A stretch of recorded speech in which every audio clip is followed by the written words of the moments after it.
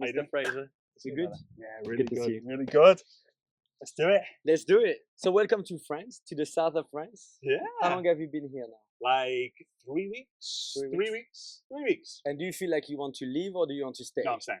You're staying? I'm staying. You know what? The people are amazing. Yeah. The food is incredible. Yeah. But one thing I didn't realize, the color of the water. Yeah. The color of the green, the amount of greenery here is incredible. And there's so many people here who are like wanting to meet and explore and create experiences, and that's what life's all about. So it's it's fun being here. It's cool. Yeah. You know, I texted you initially at first because I was like, with one of our friends, I was saying, hey, we follow you, and he's like, hey, bro, you won't believe it. I've seen Fraser in Antibes, So I was like, no way, he's here, right? So I've seen you in Paris lately. You were there, I think, 2-3 weeks ago, and I just decided to be like, hey, Fraser, if you want to catch up, let's do it. And it's a super honor for us to have you with us. And how's 2023 going? 2023, how is it going? And what's the plan for the last part of the year? Yeah, so obviously we had a baby on the 28th of December last year, 2022. So I thought this year was going to be like, you know what, kind of like second gear, kind of chilled, a little bit more relaxed. Exact opposite. It's like 2nd of January, I did a 90-day run. Then soon after that finished, we did a big event in Dubai. And then soon after that, we were kind of preparing things to go and leave in Europe. And I said to Svetlana, I was like, I'm just going to chill out over summer. Yeah. We're going to take it easy. No, I haven't done. No, just constantly working, serving. And you know what? When they say that when you love what you do, you don't really like work a day in your life. And when you're serving people and not like looking to sell and make sales, it's just so much more easier. But August is my favorite month. Obviously, we're recording this, it's in August. Yeah. August is my favorite month because it's when the biggest breakthroughs happen. Yeah. Because September, October, November, December, January, February, March, April, and then a little bit of May are like the biggest months in the network marketing calendar. Yeah. So you guys know with your health and fitness and your fit counts, which I saw, which was nuts. It's like that like before you go running, before you go do a training session, you stretch. Yeah. You warm up. Yeah. That's what August is. Exactly. And a lot of people don't. They go swimming at the beach and all that. So I'm excited because I know that September and the rest of the year is going to be the best of the year. And funny story, I started in August, actually. Ah, nice. I signed up cool. 4th of August, 11 years ago now. Yeah. I got involved, through a guy that I was saying, and I know you might have some lookalikes, but, first time I met you today, I was like, oh my God, you remind me of my good friend Jared. Shout out to Jared. Shout out to Jared. And, 2012, for me, that's when it got started, and we've learned, from you throughout the years. You definitely added a lot of value, and today, what do you see from the network marketing business and the industry? What's your goal? What's your intention actually? So, I don't want to offend anyone by saying this because my all-time hero and inspiration is a guy called Jim Rohn. Yeah, you probably know him very, very well. Yeah. And for me, he is the most valuable asset in network marketing. Yeah. And he's like an artist, right? Like a Picasso or something like this. Yeah. He's become even more popular and more famous after he left. Yeah. That's my goal. Yeah. And I believe that your number one goal in life should not be accomplished when you're alive. Yeah. To just make you think really long term. So Yeah. my number one goal is to be the most valuable asset in network marketing history. And I believe that will happen when I leave. Yeah. There was one sentence that you said, just out of the blue before, when you came in, and you say, most people don't act from a state of mind of being memorable. And what could you say from that on? Yeah, I think especially when you're on stage, you're sharing your story. It's not necessarily about telling people what it is or what it does. Like you've got an incredible product and it helps you to lose weight. It's the outcome. Yeah. It's the outcome because that's what people remember. So it's not, hey, we have a product that has certain ingredients. It's not, this is going to help you lose weight. It's what's life going to look like when you're able to swim for longer than everyone else? Yeah. What are you going to feel like when you go on the beach, you rip your top off? Yeah. What's it going to feel like when people look at you when you're walking through the street and go into their partners? He's in great shape. Yeah. He looks amazing. He looks 10 years younger than he is. So when it comes to being memorable, it's always, how can I bring the emotion to the conversation? How can I bring the energy to the conversation? How can I educate? But how can I share a story in such a way that people just go, I will never forget that moment. Yeah. That was the moment that changed my life. We call them dots. Yeah. So if you were to draw out your life, the good moments, the bad moments, like whenever things go up, there was a dot. There is a whenever dot. things go down, there was a dot. Yeah. So creating dots in people's lives, that's how you make people go back to those points in time and go, that's when it all changed for me. I love it. I love it. And you know, before, I don't know if you want to share the story, but we have a similar rugby background. You were talking to me about, you know, your coach and you know, the story where, you know, at the time you did not get picked, and there was this story in New Zealand. You know, what can you share with us? You know, what was the learning, or you know, I'll tell you. No, tell us about it. And I'm so glad that we have this in common. You mentioned the word rugby, and I don't hear the word rugby very often. In Dubai, we don't hear it. UK sometimes, but you know, rugby union is not like absolutely huge. It's not as huge as it's like not football, as right? huge as soccer, which is a shame because it's a fun sport. So when I was in school, my teeth, they're not that great. You got, look at that, there, look at them, like perfect teeth. My teeth go in all different directions, and they used to like people would say to me like, Fraser, like, you know, which way's north? Because I'd have like teeth doing like it was bad, right? And I used to have a really gummy smile. Yeah. So much so that when I talked, I would do this. When I laughed, I would do this. When I would eat my food, I would do this. When I would run, I would do this. When I would do anything, I would cover my mouth. And in school, I had a teacher called Mr. Robinson. We called him Robbo. Right? So it's the kind of thing that you do in parts of the world, especially in Australia, the UK. You just shorten the name. You don't say an avocado, you say an avo, right? You don't call him Mr. Robinson, it's Robbo, right? So we called him Robbo, and he was my first mentor. My dad was my hero and my mentor, but he was my first external mentor when I was super young, maybe like 11 or 12. Yeah. And he noticed that I always spoke like this. Yeah. Yes, sir, I'll run, sir. And he said, like, why? Like, why? Yeah. I said, like, I'm scared that people are going to say something. Like, I'm tired of it. I'm big enough and bold enough and brave enough to get over it, but I'd rather just do this. He said, when we play rugby, you're not allowed to do it. And I was fast, right? I was saying to you, I grew tall very quickly, and I was really skinny, but I was super fast. So I was kind of good for the rugby when we were juniors. So I would run. I would do this. No. And he would literally make me run like this. It was very difficult to run.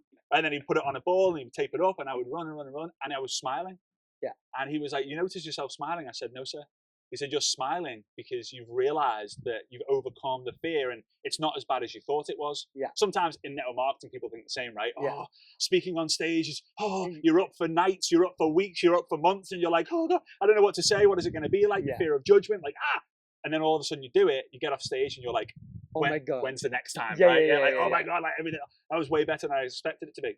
So we're doing this, and he became my mentor. And he used to say, I used to say, "Sir, I'm going to score a try." And he used to always say, "Don't tell me, show me." Show me. Yeah, just show me, right? Like, don't tell me, just show me. And I was like, wow, okay, all right. So what happened was, he was like the guy who ran everything with the rugby, and we started to grow. Our team was really good.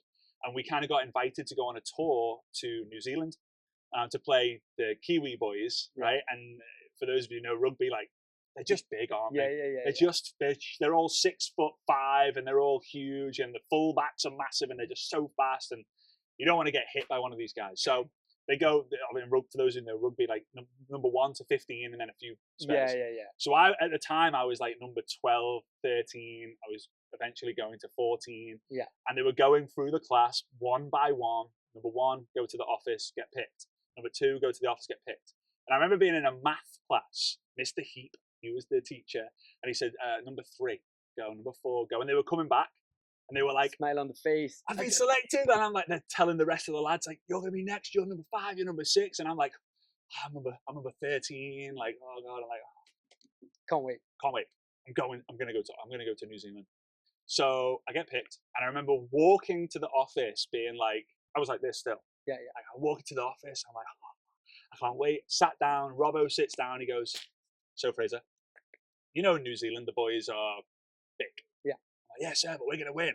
I had such a positive outlook. My parents, I went through personal development since I was a kid. So we're going to win. We're going to win.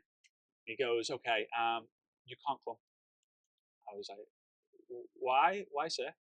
And I noticed my hand going down because I was just like, "Sir, like, see the smile? Like, I'm so excited." And said, "If you get hit, whether it's shoulder, a collar, an arm, traveling back from New Zealand to the UK, you don't want to do that, and we can't risk it. I was like, oh, sir. I was gutted. And I became selfish at that moment. I was like, why me? The other lads are going, why me? Because I was one of the tallest. I was one of the fastest. Yeah. Wasn't one of the best, but I definitely should have been a part of the team. So anyway, the team goes, and we get the news back. Like, there's no like texts back then, right? So we get the news back. They win the first game. They lose the second game. I think they won the third game, and then nothing. Silence. It's like, interesting. Why aren't we hearing back? Yeah. So we arrive back. Like, we go to the rugby field. We're all sitting around in a circle, waiting for the rest of the guys to come. We hadn't spoken to them, and a few of the players come, like a few of our friends, and they're just crying. It's just, we're thinking it can't be that bad if we lost the fourth game, because it was 2-2. Yeah. Like, it can't be that bad. Where's Robbo? Crying. Where's Robbo? So in between the third and the fourth game, they went whitewater rafting, and Robbo, the boat capsized. Everyone got back on, but Robbo didn't, and he passed away in New Zealand. And from that moment onwards, I just kept remembering, don't tell me, show me. And I never had my hand in front of my face ever again from that moment. And when I started in network marketing a few years after, like 5, 6, 7 years after that, I created something called the Robbo Rule. And the Robbo Rule was because so many people would come to me and say, I'm going to be the top salesperson. I'm going to recruit the world. I'm going to go this level, this level. I'm going to have first cut, second cut, third cut. Like, it's going to be so easy, so simple. I'm going to crush this. And I would say, don't tell me, just show me.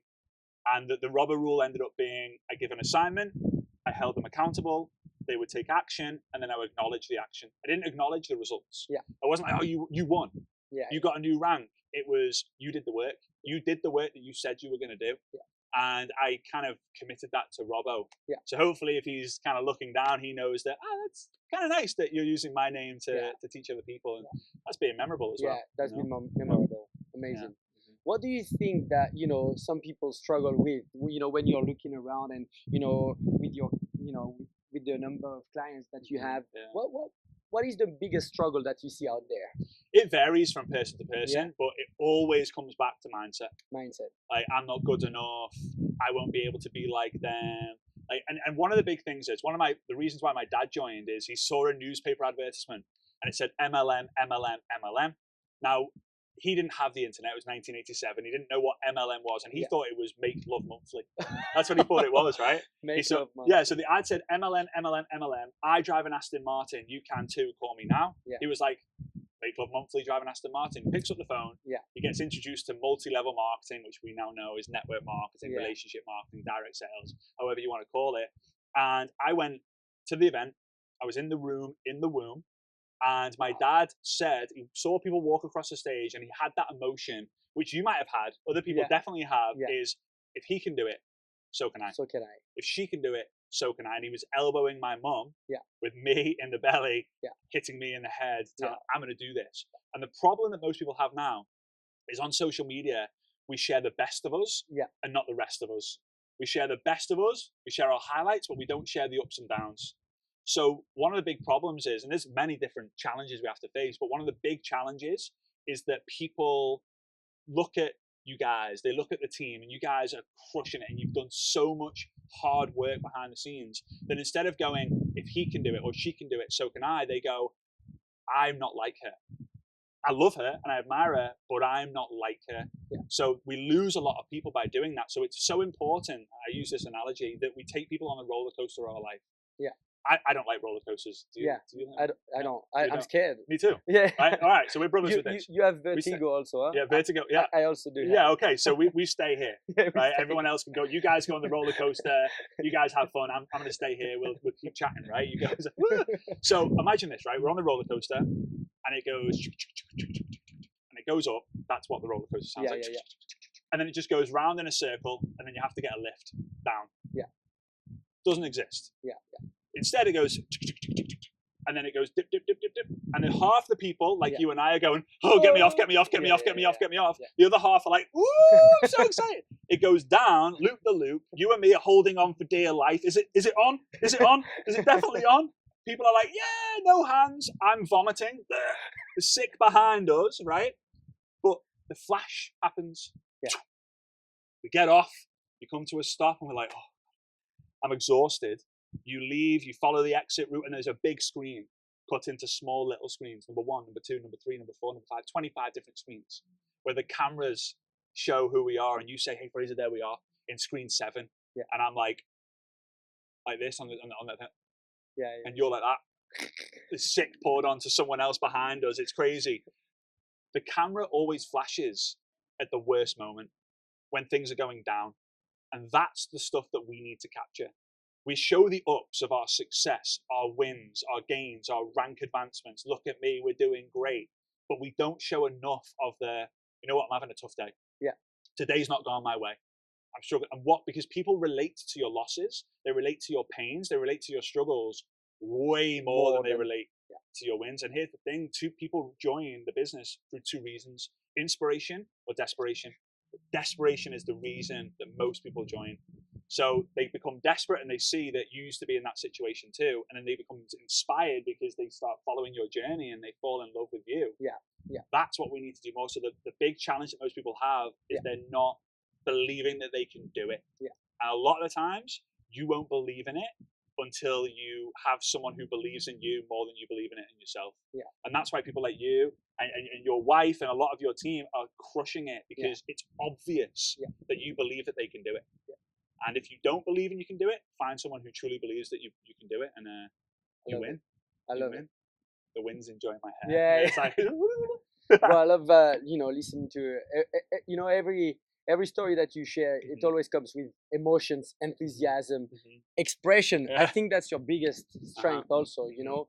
And what is now, when you're looking at everything that you're doing, and you personalized many different trainings and you wrote some books, and today, what is the number one thing what is one of the system or one thing that you use the most when it comes to coaching success to people?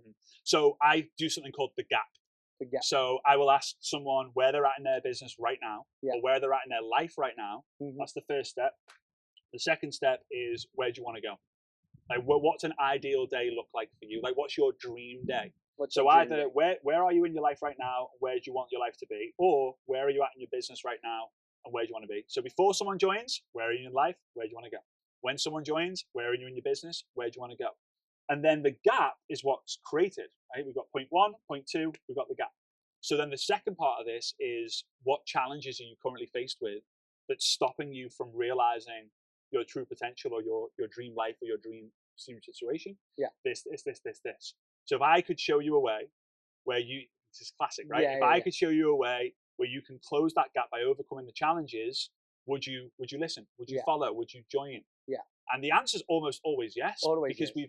And they say that leaders are readers. Yeah. But there's another level that most people don't know, and it's leaders are seeders. Yeah. We plant seeds. Jim Rohn talks about it all the time. The day you plant the seed is not the day you eat the fruit. The last thing to grow on the fruit tree is the fruit.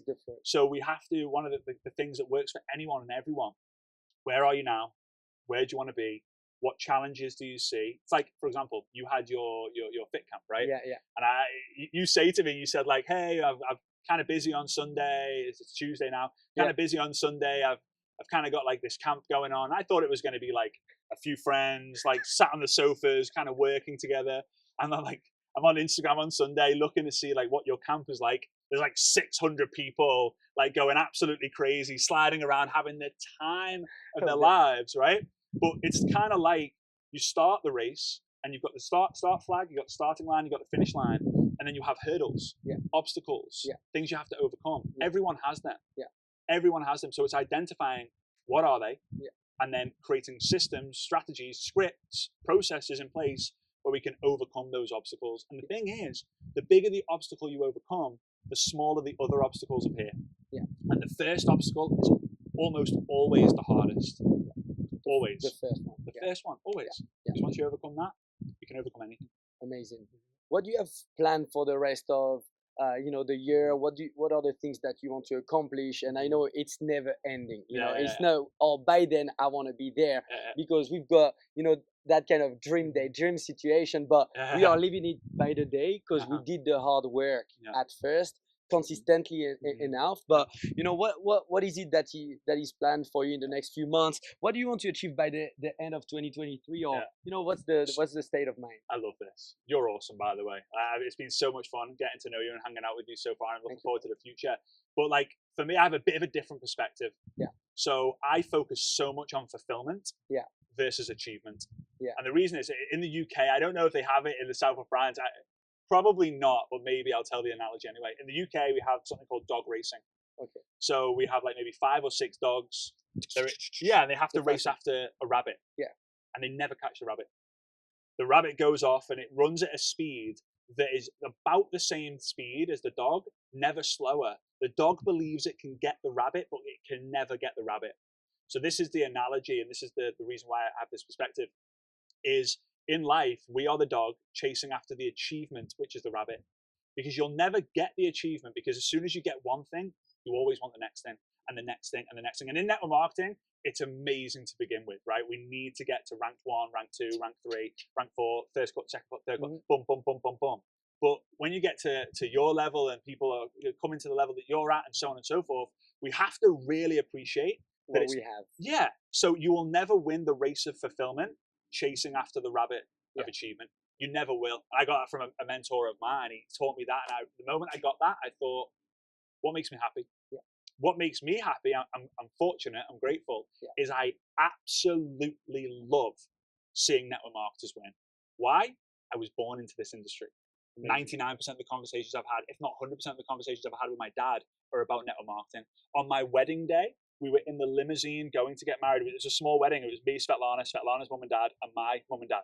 We were in the limousine going to get married. Guess what me and my dad were talking about? Network marketing. If you cut my wrists, blood doesn't come out. Network marketing does. I'm obsessed with it because it's changed my life so much, and I know it will change everyone's life who take it seriously. I often say, and it's a compliance nightmare, but it's true, is network marketing works 100% of the time for 100% of people who give it the time. But in the beginning, you do a lot for a little, but in the end, you do a little for a lot. It's just the process. So my goals are always fulfillment based. I wouldn't be here with you if I didn't believe that it would make me happy. Right? But I believe it makes me happy because it can make you happy, and it right? Happiness and energy comes home. If I give energy to you, you give energy back to me, I feel good. But do I have to sell a book? No. Do I have to get anything out of it? No, because I'm happy. But in the beginning, money was a problem. So I had to have that achievement. But I had to know as well, when I get that achievement, I'll have another one. But when I have the other one, I'll have another one.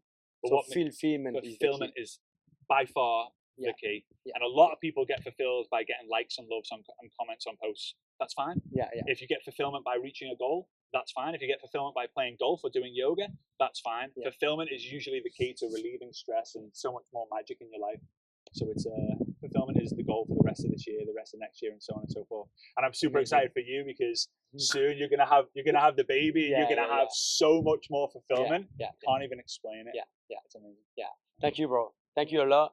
And you know, how would you like this to you know, we can go for hours, obviously, but you know, what is, you know, one more thing that you would like to add, or you know, anything that you might think that, you know, people would love to hear? Yeah, you know, it's funny. I get a lot of people when I meet them. I say like, "Hey, what can I do for you?" I get asked every time. You know, like, I've got so much value from your videos, your podcast, your book. And my honest answer, genuinely, and it goes to anyone watching this, and to you as well, is just be my friend. Like, have my back. Like, if someone talks bad about me and says this, just say like, "Hey, go tell him to his face." Right. And I don't get many haters, and I believe haters are your elevators. And I believe that we're actually in a part of the world which is interesting because it gets quite dry here. Right? It's very, very beautiful, but it doesn't rain so much. When you're walking, especially in the dry part of the land, you hear these, right? They're like these little crickets who are doing this. And But the funny thing is about crickets, if you go up to a cricket, it's making all this noise, and you pick it up, boom, silence. It's exactly the same as the haters in your life. So don't stop because someone else says that you should stop. But I always also say as well, just because you're not at the end of your journey, you don't have to be at the end of your journey to get someone started on theirs. So like, don't be your own worst enemy, because you are your own worst enemy. Like, you're either your number one supporter and your number one critic. So I would say, find someone who believes in you more than you believe in yourself. Go all in right? Because you will win if you go all in for long enough. Trust the process, marry the process, divorce the results, and look to live a life of fulfillment, and you will win. If you use social media, great. If you don't use social media, great. You got to do what you believe to be true. Amazing. You're gonna win. Like, you know, Fraser, one thing again to you, the one thing that you are amazing at is to captivate the audience, not only in the first 15 seconds, because the magic trick is, you know, the first second, the second, the third, but you keep that, you keep us motivated and captivated, just because your expressions are amazing. You know, what would be also like a little tip for someone who just doesn't understand that their superpower is in the way that they feel? You know? So I think that I always say that feelings are your friends, thoughts are your enemies. So a lot of people, they will speak or tell their story how they think they should tell it, and not how they actually know they should tell it. So details. Some people go like, okay, I can't tell my full story because people will get bored. People watch out. I watched a movie. I mean, I've for not 1 watched hour it, and 30 minutes, and like, there's all these little details. Why do I care? Because it's an honest, authentic. And this is why the roller coaster comes in, right? You share your ups, you share your downs, you share your ups, you share your downs. And the more ups and downs you take people on, the longer they stay on, and the more thrilled they get to want to go and do it again and again and again. For me, I use a very simple framework. It's called plot, right? So plot is P-L-O-T. And in French, you probably say plot. It's a T at the end. Like, plot, right? I don't know. Like it probably would be, right? Plot. That's true. That's true. Is that a bad it's word? No, it's good. It's like a little thingy, whatever. Like a little thingy. It's a little thingy. But so the P is pain, because everyone relates to pain. Every single one of us. You mentioned you hurt your foot, right? I stubbed my toe. Have you ever stood on like a piece of Lego and it's so painful? People can relate to pain. Then the L is for lesson. So what's the lesson of the pain that you went through? The O is for what was the opportunity to grow from the lesson. So we got pain, we got the lesson, we got the opportunity, and the T is for triumph. It's funny, in rugby, I was always taught this, my dad taught me this. He said, whenever anyone says try, you add a bit of oomph and you triumph. Right? And obviously rugby became because that was how it was born, right? Someone tries, I triumph, and it became a try. But you share the pain, the lesson of the pain, the opportunity that you had, and then how you triumphed. For example, if people tell their story on stage, I joined an event 3 years ago and I became this rank. Nothing. Next. Boring. Boring. And most people do that, and it's fine. If you're doing that, you're going to learn. Instead, I was sat in a seat like you 3 years ago, covered in debt, had no idea what I was doing, didn't know how to get out of it. I had no chance, no hope, no vision, no future, no nothing. And I realized that it's up to me to make a change. I mentioned Jim Rohn again. For things to change, we got to change. For things to get better, we got to get better. So I realized that it was up to me. If it is to be, it's up to me. That was the lesson, the opportunity. I was sat in this room, have no idea what I was going to do, but I knew that I could give this a go. That was the last thing that I could do. And I'm here today, standing as a whatever rank. I'm super grateful. So if I can do it, so can you. It's complete. It's the same story, just packaged in a different way that allows people to go, oh my God, I've got a story like this. Oh my God, I'm thinking the same thing. Oh my God, I'm in this situation. And oh my God, I want to be like him. They can relate to you. How did you say edification starts with identification? How did you say it? So the key to duplication is identification. And in order for us to build a successful business, we have to need to identify to identify yourself in someone's story. And I got that. I was listening to an audio maybe when I was 14 years old. And for some reason I wrote it down because it sounded cool. You know when people say things and you're like, it's so easy in English because everything seems to just work with words. But duplication starts with identification. I often say that if your day was a jug of water, and everyone that you work with is a glass of water, and a lot of the times you pour into everyone that you're working with, everyone, and you get so burnt out. The only way to fill up your cup is either go to sleep, or people do the work that you tell them to do. So they pour their water back into you. So instead of working with everyone in your organization, you identify the people who are doing the work. They become a part of your inner circle, and you work with those guys for a reason, for a season. You work with them because they've done the work for 90 days, so that they can then pour back into you, use that energy to recruit more people. You identify 2 out of the 10 people, boom, boom, boom, boom, boom. You still love on the other people, they're just not deserving enough of your time, and you need to work with people who deserve your help, not need your help. So it's I loved how, before we were talking about, the jab, the Gary story, how did you use it for yourself? What's the, you're creating so much content and you're giving value and you're adding value on a daily basis. What's your, what's the thinking behind it? Yeah, so the idea of this book and the philosophy is you give, and then you ask. So like you give value, and then like ask for the sale. But especially when I started, it's changed. It changes over the years. You have different overheads, and when you build a brand and you build a business, you have a very high bottom line. But the essence is, and it works still today, is you give so much until someone asks you. Now, when you're in network marketing and you're starting out, you need to go out there and ask, because you've already given enough to the relationship with your list. That's true. But when you're building a brand on social media, it's what's the value and inspiration that I can give?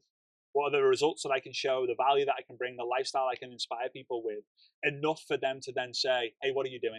Exactly. But that you've got to make it easy and obvious enough, and you feel approachable enough that they actually do ask you and reach out. So yeah, I've always just give enough until someone asks. But if you need to accelerate the process, then you are going to have to go and ask the question, as long as you've given enough to the relationship. Which kind of personalities do you see that that succeed to this day, or that having the most fulfillment? Is there a certain personality, a certain part of the world, or is it for everybody? Yeah. So it's funny. Usually, the lower the income of the country, the harder they go. So if you go to Central Asia, Latin America, and it's $200, $300 a month average income. The idea we think as countries at €2,000-3,000 a month average income, for example, we go, well, they'll never join. Because it's cost way more than that to join. They wouldn't spend 3 months income to join our business. What they think is, I can get 2 customers, 3 customers, and do this full time. So they go full time and they go beast mode. But are you aware of the color personalities? Of course. So I love the red, it. the yellow, the blue, the green. The red yellows do really, really well. Like they're the ones who seem to be the leaders, but you don't have to be a red yellow to win. The greens do well in their own lane. And it's interesting when you know the color personalities as well, when you promote events. Like a lot of people just go, hey, come to the event. But really, we should go, right, here's a red. That's come to the event, the recognition. Yellow, come to the event, the community's going. Blue, come to the event, we've got the big party. Green, come to the event, the doctor, the scientist is going to share more about the ingredients. So there's a way how we can use that to win. But back to the original question, it's people who are just hungry, disciplined, and also very coachable. If you're hungry, you're prepared to do the work, and you're coachable, you listen to people who have got what you want, you will win. Like it's inevitable. But if you're like, I'm going to give it a go. I'm going to give it a year. Give it a year. You got married recently. You would not at the altar go, listen, I'm going to give you a year. And if you're not a great wife, then I'll go find someone else. You just wouldn't do that. So it's commitment. So and I remember I'm going in different directions, but I got the chance to meet with a billionaire about 15 years ago, and I had the opportunity to ask one question. And I was young. The obvious question to me to ask him was like, "What's one tip you would give?" It was. I could have gone so many different, but I was like, I was young. I was like, "What's one?" And he said, "Whatever you say you're going to do, do it and do it well." That was it, and it stuck with me. Although it was super simple. And in network marketing, I will teach you guys listening in. I don't need to teach you. You know it all anyway. The most powerful sentence that I could ever give you, and it's so simple that it's kind of annoyingly simple, is do the basics better and more often. That's it. Don't overcomplicate it. The longer you're in the business, the more you complicate it. But just do the basics, and if you need a reset, go back to what was working in the beginning.